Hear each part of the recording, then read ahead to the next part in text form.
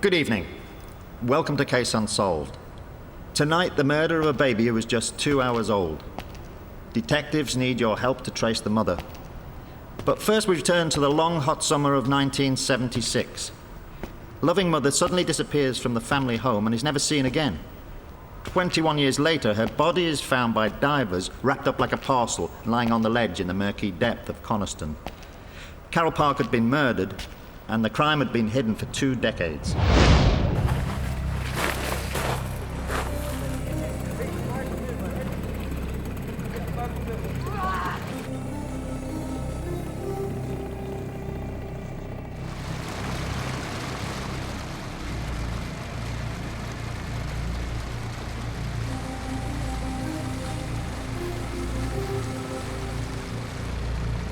The person who had took the body into the lake was a very methodical person. They had a knowledge of complex knots and how to tie them. Suggested it was somebody from the boating fraternity and somebody with knowledge of Coniston Water. And in fact, the place where the body was found was just near a ledge that would have meant if it had been a bit further out, the body would have actually gone down a lot further. It would have been a lot more difficult to find, and perhaps would have never been found. Carol Park's tragic story began 20 years earlier in a small village lying just outside Barrow in Cumbria. It was a very pleasant sort of life. We were brought up in a little village called Roos, and we were brought up in a Christian family. We used to go to the village school there, and it was a very close-knit community. She turned into a very intellectual type of lady. She went to college, she was bilingual, very clever. At 12, she was a church organist in Barrow, at 12 years of age. But by the time Carol was an adult, a terrible tragedy had already struck the Price family. Her younger sister, Christine, had been murdered. Well, it could well have destroyed us. I mean, it was a terrible, terrible case at the time. I mean, the girl answered the door, she was strangled and raped. The man who did it tried to murder my mother. She got away she was in bed, she got up and managed to get out, a frail woman, but she did, to the neighbours. So it devastated us all. 2 years earlier, Carol had married her long-term boyfriend, Gordon Park, at St Michael's Church in Rampside. And the couple came to live at this house in the village of Lees, which Gordon had built for them. They had a very, very good starting life with a fine bungalow in the village of Lees. Many well-to-do friends. And initially everything looked a bed of roses, but to my mind, looking from the outside and talking with Carol, it seemed to be going downhill in the early 70s. Carol left Gordon Park on 2 occasions. The first occasion would be in around about 1973. She commenced a relationship with another local man, which her husband was aware of, and for one night she left home. Late in 1974, Carol left her husband again, we believe because the marriage had broken down, and she moved into a guest house at Broughton-in-Furness. During the period she was at the guest house, she met another man, commenced a relationship with him, which lasted some time. She eventually moved to Middlesbrough in the northeast of England, but after a bitter custody battle over the children, we know that she returned to her husband at Bluestones in Lees. That would be in 1975. The long, hot summer of 1976, and the reservoirs dried up, and droughts afflicted the whole of the country. The school term was at an end, and Carol and her husband and 3 children had planned a day trip to Blackpool. But on that morning, July the 17th, Carol decided not to go. On Mr. Park's return to the family home, he discovered that Carol was missing. There appeared to be nothing untoward with the house, the interior of the house, and Mr. Park put down the disappearance to Carol leaving him. 6 weeks later, Gordon Park came to see me and asked if he could see me privately to tell me that Carol had in fact gone missing. And I asked him had he reported it to the police, which he said he had not, and I advised him to do that. And I accepted, as most people would, that Carol in fact had done that. She was bilingual, she was dark-skinned, and possibly she could have integrated into other societies and decided to, for some unknown personal reason, to have got out of even the country. The disappearance was reported 6 weeks after Carol went missing. It was the day before she was due to return to school at Ascombe-in-Furness, and it was reported via Mr. Park's solicitors to the police. Extensive enquiries were made with all of her friends, all of her associates, and natural enquiries with banks, building societies. There was no evidence whatsoever of any sighting of Carol or any usage of her finances from the day she went missing. I felt resentful in the mid-80s when my mother was then seriously ill, and I was having to travel to Lancaster Hospital every weekend for some years, and I used to come home and say to my wife, "Oh, Carol knew what she was doing when she got out of this." Even though I loved my mother, it was becoming a terrible burden. And then when my mother died, I felt that even at that stage, if Carol was indeed alive, she would have some contact in the town and make contact with me. But she did not. And that is one stage where I started to have a little bit of suspicion that something wasn't quite right with this.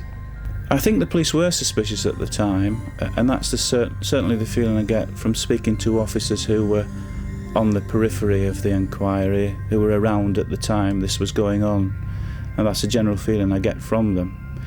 I think probably the inquiry covered all lines they possibly could at that particular time, and just eventually ground to a halt, but with nothing else they could do on it. And Carol was never found. Until, that is, some divers were exploring Coniston Water in August 1997. We found this package, we didn't know what it was. It could have been a rock, it could have been anything. So we went over to it, tried to lift it by hand, and it wouldn't come out the silt. So we made a note of the depth and time, and then went back to lift it at a different date. We went back with a lifting bag and a reel, and when we got to the package, we had a plan. Somebody had to tie the bag to it, and another one was filling it with air, and it all went to plan, and it went up to the surface. And then we actually stayed on the bottom. It was on a reel, so we pulled it back in with a cord to the shore, which is just into the bay behind you. I got my knife and cut the outer bag open, cut it open about 12 inches. And then there was another bag inside, which was like a plastic bin liner, really. So we cut that one about 6 inches and pulled it apart, and it was like flesh that we were looking at. As soon as I heard the news flash on the television that a body had come out of Coniston Water, I said to my wife, "I am convinced beyond all doubt this is Carol." My wife wasn't quite in agreement, and one can understand that. But within 24 hours I'd informed the police that she'd been missing for 21 years, and the rest is now history. The body was recovered in the fetal position. It had been tied with a number of ropes, and a number of materials had been used to package the body in. Bin bags were included, a nylon rucksack, and what we later found out was a pinafore dress belonging to Carol Park, which had actually been used to put her body in. A post-mortem was carried out after the body was recovered, and the findings were that it's possible that she was struck with a blunt instrument, causing her jaw to break. A full murder investigation was launched, an incident room set up at Barrow Police Station. The main parts of that investigation immediately focused on Coniston Water, on the previous home of the deceased. We had to start inquiring about things that had happened over 20 years ago, and actually tracing materials from that period, which obviously wasn't easy. Carol was also dressed in a baby doll nightdress. That was what she actually went into the water in, and we had to start tracing the origins of that dress and all the layers and ropes that were actually on her body.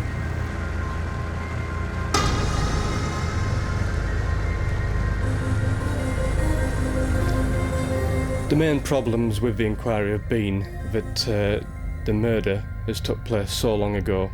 We're having to trace people from many, many years ago. People's memories of that period have faded, and many people are in fact dead themselves. But 4 years after the discovery of Carol's body, her killer is still walking free, and that knowledge is taking a terrible toll on her family. There have been times when I felt I've had enough. Nearly every day, I feel I've had enough. I walk over Walney Bridge and I look at the beautiful view of the Duddon Estuary and I think of the hell I'm going through over this lot, and that Carol's killer is out there and I could be meeting him round the corner. We really do believe that there's still a lot of people out there that will be able to help us. There'll be people that we haven't found. We don't think we've seen everybody that knew Carol. We think that there'll be people who may have reservations about coming forward, reservations about getting involved in this sort of inquiry, but we urge them to do so. At the end of the day, it is a long time ago, but a lady was killed, her children have been deprived of a mother, and there are many relatives who to this day want to know what's actually happened to her. We're very committed to this inquiry. I think the fact that inquiries are still underway, there are inquiries ongoing now that I can't discuss on this programme, we're going to stop at nothing until we brought the killer of Carol Park to justice. At the end of the day, the only thing that will cure me and make my family a lot better is justice. It's the only thing, and it's got to come.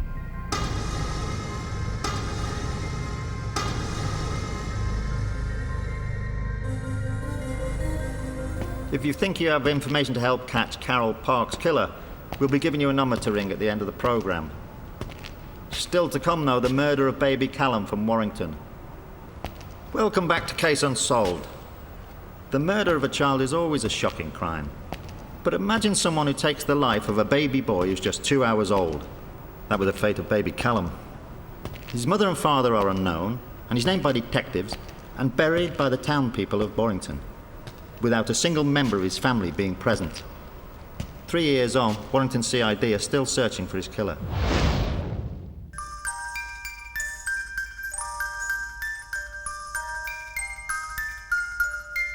It was the day before Mother's Day, March the 14th, 1998.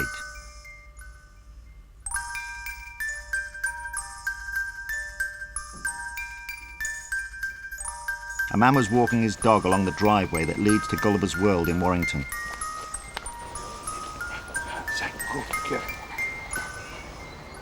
And it was here, in the woodland, just off the path, that he made a terrible discovery.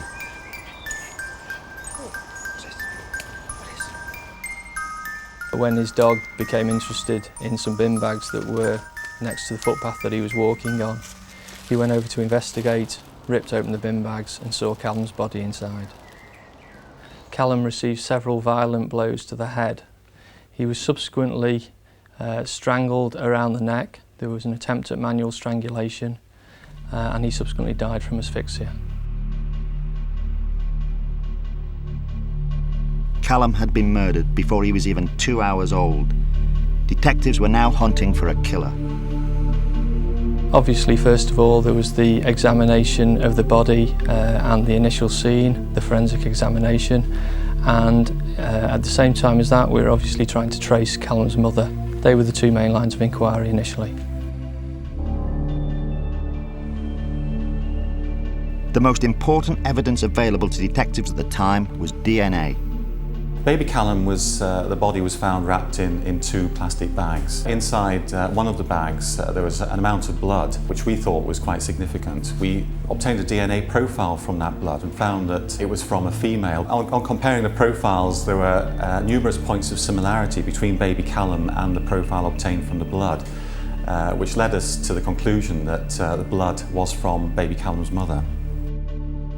Subtracting factors in baby Callum's DNA profile which matched those in the profile obtained from the blood. We were left with half of baby Callum's profile which we could assume are from his father. I think it's safe to assume that we now have a full DNA profile from his mother and a 50% profile from his father. Well, I was initially one of the first officers on the scene, and I became involved in the daily investigation. And I was asked to be the point of contact should the mother wish to contact the police. This was to identify somebody that she could see, she could speak to, and she could actually telephone me and speak to me on a dedicated hotline which we set up. It was likely that it was her first pregnancy. It could have been that she's had this pregnancy unaided. She would have gone through the trauma of the pregnancy, which may have been concealed, that the pain of the birth, may have indeed been in need of medical attention and could have herself suffered for some time after the birth. Together with all the trauma of the discovery of the body, the death of the child and the publicity that followed afterwards, I think she had a very difficult time. From the female DNA profile that we'd obtained of Callum's mother, we obviously wanted to trace the mother. The main line that we took to trace the mother was in conjunction with the Warrington Health Authority to trace every woman in the local area who was due to give birth at about the time that Callum's body was found. Detectives also consulted a forensic psychiatrist to establish what type of woman Callum's mother was likely to be. The characteristics usually indicate a woman who is socially isolated, a woman who is either young in age or perhaps emotionally immature, unsuited for pregnancy, a woman who feels for a variety of external or internal reasons unable to come to terms with the fact that she's pregnant, and a woman who, for whatever reason, is very fearful of disclosing the fact that she's pregnant. This led detectives to the suspicion that Callum's mother might be a schoolgirl. We therefore tried to identify all local schoolgirls above a certain age who were absent from school on or around the date that Callum's body was found. We then went down the line of taking a DNA profile from those girls to eliminate them as being Callum's mother. From those schools, we eventually DNA sampled around 300 schoolgirls, all of whom were eliminated.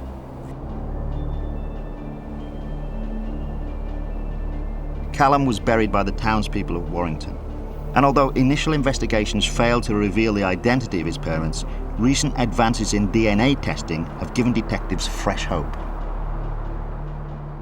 There is a further advancement which is proving to be an extremely powerful tool, which is commonly known as low copy number or supersensitive DNA profiling, which is really taking DNA profiling to the limit, I suspect, in terms of the amount of DNA that we need to obtain a profile. And that, if properly targeted, can provide information from apparently clean surfaces, information which might give us more information, more detail about, for instance, who has handled the bags that baby Callum was found, baby Callum's body was found in.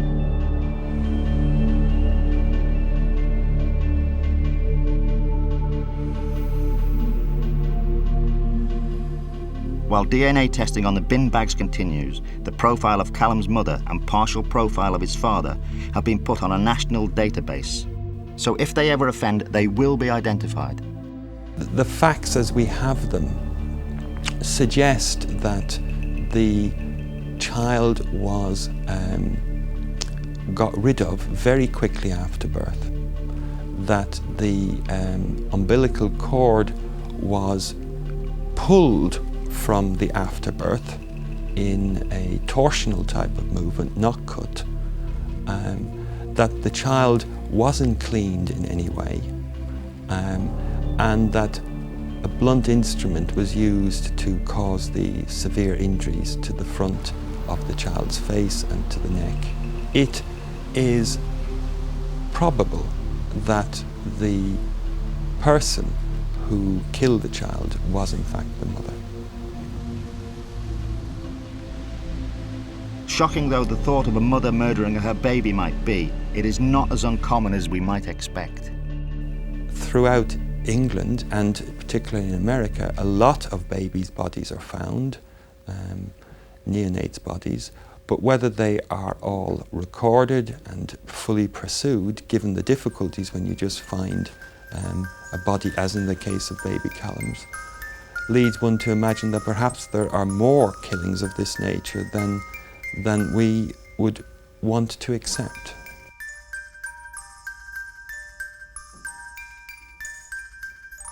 It's possible that the mother could have murdered Callum. That is something that we certainly can't eliminate until she comes forward and until we trace her. My personal opinion is that it's more likely that it is the father of the baby or the mother's boyfriend or someone along those lines who is responsible. But as I say, until we trace the mother and until we trace the father, we won't know. If Callum's mother was watching now, what I would say to her was that even though she's tried to blank this out, there are constant reminders of the death and the circumstances of baby Callum. There's reminders every time there's an anniversary of the death. Mothering Sunday is another reminder. It must be a constant distress to her to have these reminders. And for that reason, I would say to her to come in, talk about it, and let's get her some professional help, because she must need some help. She's had such a long time with apparently no help, no contact, and I feel that she should help herself. The public can certainly still help with the inquiry. In particular, I'm thinking of friends or family of the mother, or indeed of the father. I can't believe, after all this time, that Callum's mother hasn't discussed it with someone. It is in her long-term interest that this whole matter is put to rest, and that the circumstances around Callum's death are fully explained. I don't believe that the mother can actually get over the death of Callum until it has been sorted in a public way.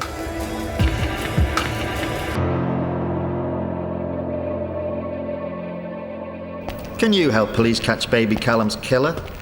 Or the murderer of Carroll Park? If so, call in confidence. The Crime Stoppers number will be showing in a moment.